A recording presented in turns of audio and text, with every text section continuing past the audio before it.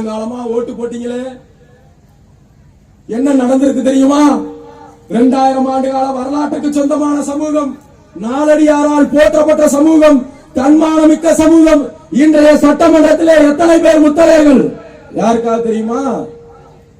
5 பேர். மற்ற சமூகங்கள்லாம் 29 பேர், 30 பேர். வன்னியர்கள் 29 பேர், முக்குலத்தோர்கள் 29 பேர், கொங்குவேளாள கவுண்டர்கள் 23 பேர். இப்படி எல்லா சமூகம் தங்களுடைய பிரதிநிதித்துவத்தை உறுதி செய்து வைத்திருக்கிறார்கள். ஆனால் அதே அளவு பெரும்பான்மையாக உள்ள இந்த சமூகம் வெறும் 5 பேர் தான். இந்த இந்திய தேசம் சுதந்திரம் அடைந்து 76 ஆண்டுகள் ஆகிவிட்டது. எத்தனாவது சுதந்திர தினத்தை கொண்டாடணும்? சுதந்திர தினம் முடிஞ்சு பத்தியா? ஆகஸ்ட் 15. எத்தனாவது சுதந்திர தினம்? எத்தனாவதுங்க?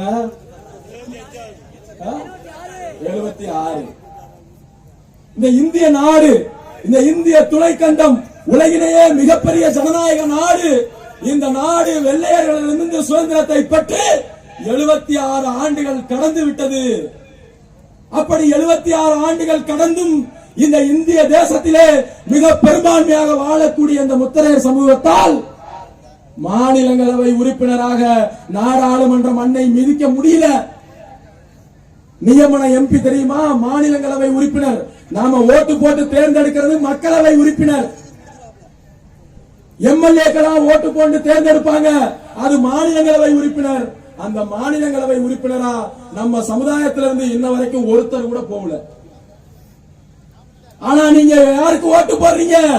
மாறி மாறி அதிமுகவுக்கும் திமுகவிற்கும் ஓட்டு போடுறீங்க. அரை நூற்றாண்டுக்கு மேலாக உங்களுடைய வாக்குகளை வாங்கி தின்று கொளுத்த இந்த திராவிட கட்சிகள் உங்களை மாநிலங்களவை உறுப்பினராக அனுப்பல.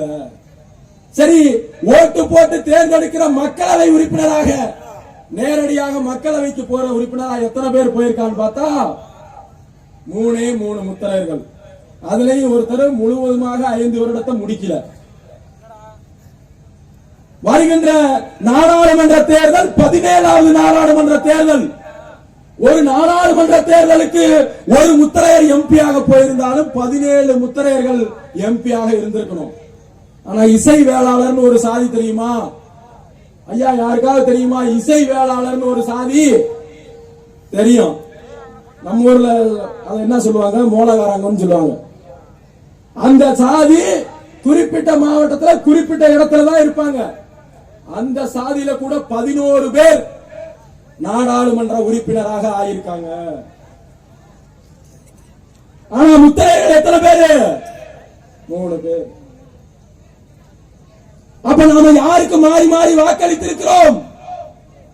அதிமுகவுக்கும் திமுகவுக்கும் மாறி மாறி வாக்களிக்கிறோம்.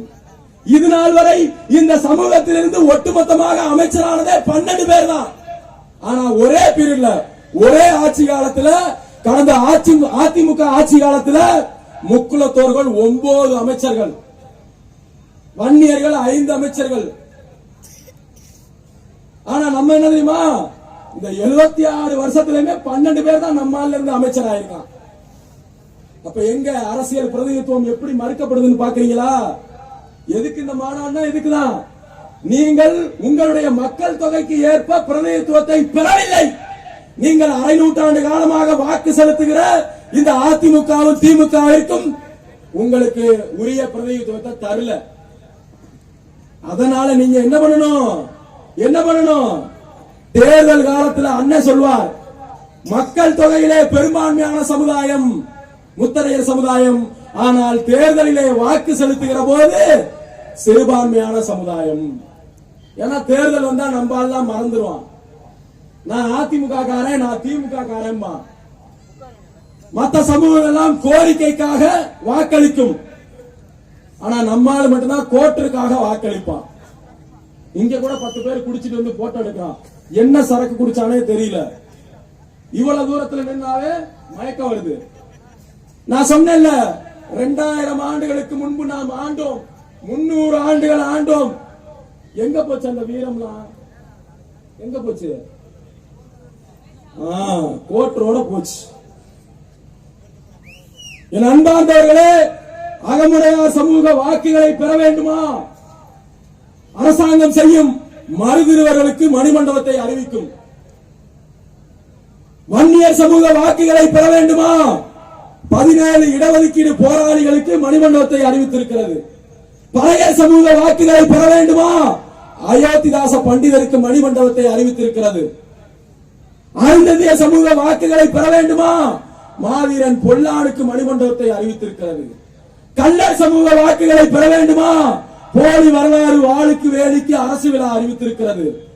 மறவர் சமூக வாக்குகளை பெற வேண்டுமா? பசுமன் முத்துராமலிங்க தேவருக்கு மணிமண்டபத்தை அறிவித்திருக்கிறது. தேவேந்திர வேளாளர் சமூக வாக்குகளை பெற வேண்டுமா? தியாகி இமானுவேல் சேகரனுக்கு மணிமண்டபத்தை அறிவித்திருக்கிறது. ஆனால் என் அன்பார்ந்தவர்களே, கட்டி முடிக்கப்பட்டு 2 வருடம் கடந்து விட்டது. திருச்சியிலே 2.5 வருட காலமாக கட்டி முடிக்கப்பட்ட மணிமண்டபம் இன்னும் திறக்கப்படவில்லை. காரணம் என்ன தெரியுமா? அகமுடையார்கள், வன்னியர்கள், மற்ற எல்லா சமூகமும் மான உணர்ச்சி கொண்டு கோரிக்கையை நிறைவேற்றவில்லை என்று சொன்னால் வாக்களிக்க மாட்டார்கள். ஆனா நம்மால் என்ன செய்வான் தெரியுமா? கோரிக்கையா கோட்டுறான் வரும்போது கோட்டு தான் முக்கியம் போயிடுவான். என்னத்தை நீ திறந்தா என்ன, திறக்காட்டி என்ன? தாய்மார்களுக்கு ஒரு சேலை, நம்ம ஆளுகளுக்கு சரக்கு, ஆம்பளை ஆளுகளுக்கு சரக்கு, தாய்மார்களுக்கு சேலை, முடிஞ்சிச்சு. அவ்வளவுதான்.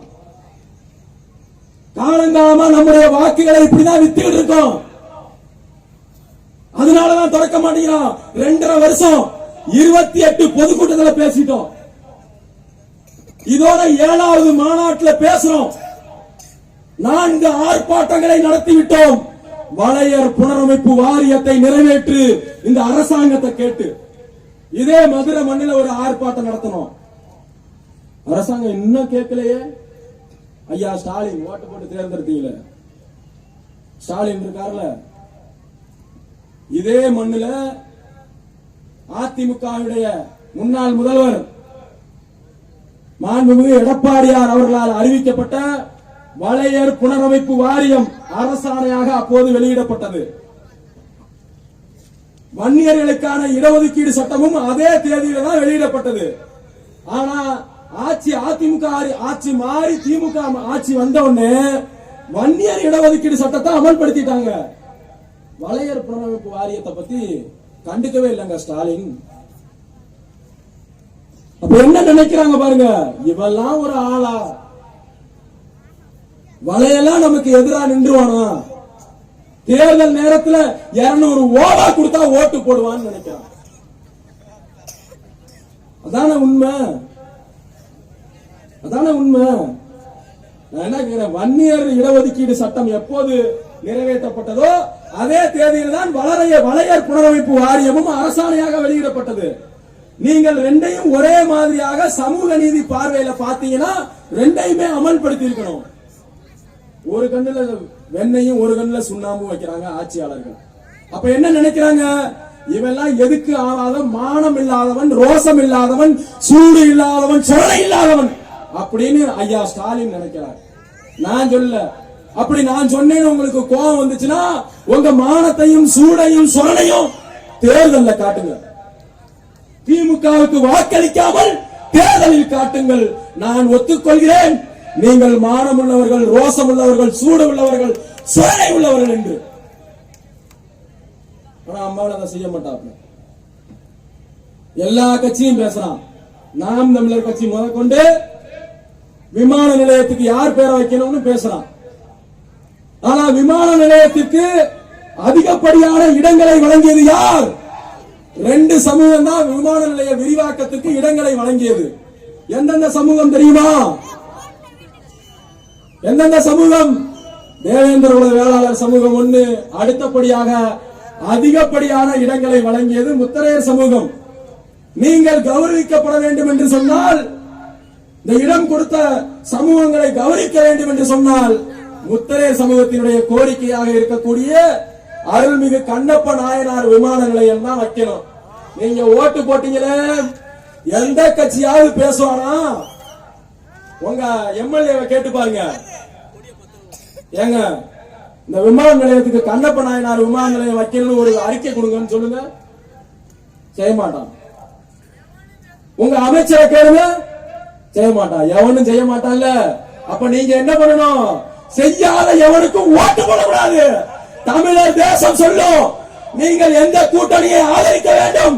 தனித்து நிக்கிறோமா, தனிச்சு நிப்பாங்க. அண்ணன் அழகர் வருவாரு, அண்ணன் பூசாரி அண்ணன் வருவாரு, நாங்க இந்த எம்பி தொகுதியில கேண்டிடேட்டா நிக்கிறோம், எங்களை ஆதரிங்க அப்படின்னு சொல்லும் போது ஆதரிக்கணும். விடுதலை சிறுத்தைகளை ஆதரித்தார்கள். அதனாலதான் இன்னைக்கு திமுக கூட்டணியில விடாம கம்மு மாதிரி பிடிச்சு வச்சுக்கிறான். திமுக கூட்டணிக்கு ஒரு பறையர் சமூக தலைவர் தேவைப்படும் போது அண்ணன் தொல் திருமாவளவன் வைத்திருக்கிறார்கள்.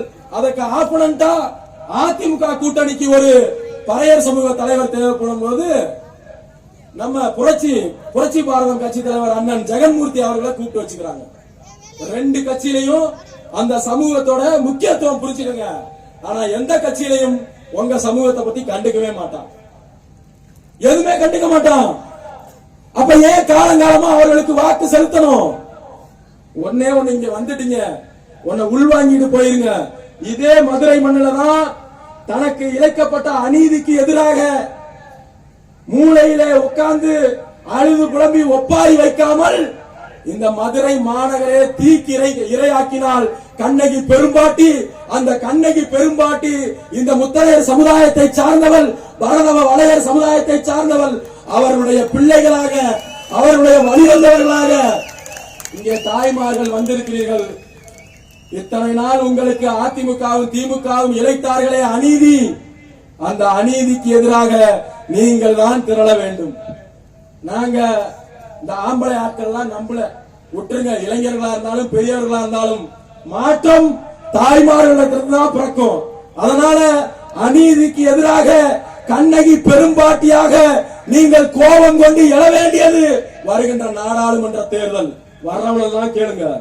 ஏண்டா அயோக்கிய பயிர்களை இதுல போட்டிருக்கு பாருங்க. ஒவ்வொரு சமூகமும் வன்னியர்கள் 77 பேர் எம்பியாக ஆயிட்டாண்டா, முக்குலத்தோர்கள் 88 பேர் எம்பியாக ஆயிட்டாண்டா, கொங்கு வேளாள கவுண்டர்கள் 76 பேர் எம்பியாக ஆயிட்டாண்டா. ஏண்டா எங்களை மட்டும் இன்னும் 3 பேரா வச்சிருக்கீங்க? எங்களுக்கான வாய்ப்பை கொடுக்கிறான்னு சொல்லுங்க. 10 தொகுதியில பெரும்பான்மை, 10 பாராளுமன்ற தொகுதியில வெற்றி தோல்வியை தீர்மானிப்பது முத்தரையர்கள். ஆனா இதுவரையும் 3 எம்பியா தான் ஆயிருக்கும். இந்த அநீதியை எதிர்த்து போராட வேண்டியது ஒவ்வொரு முத்தரையரின் கடமை. தட்டி எழுப்புவோம் தமிழர்களை, கட்டி முடிப்போம் தமிழர் தேசத்தை. நன்றி.